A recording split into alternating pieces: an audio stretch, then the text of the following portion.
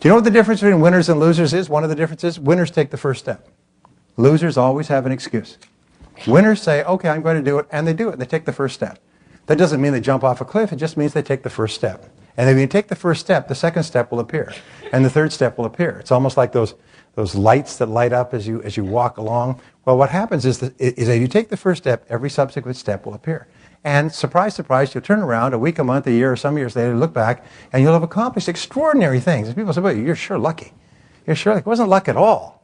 I worked at it and worked at it and worked at it. So it's really important. So, and with regard to achievement, one of the things that I'm adamant about is every person, as I said this morning, has to commit to being in the top 10% of their field.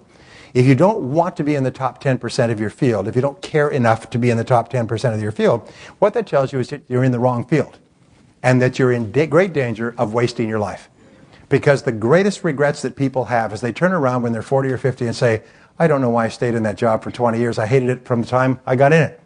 So the greatest time wasters in life, the two major time wasters in life, can you guess what they are?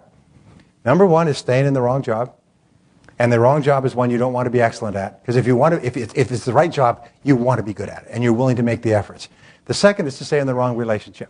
Staying in the wrong relationship for years and years. Because at the end of the day, it's all gone.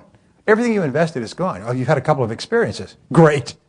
It's like being run over by a car. You've had some experiences. But what happens is you spend all that time, at the end you got nothing. You start over. So it's really important that you look at the great time wasters.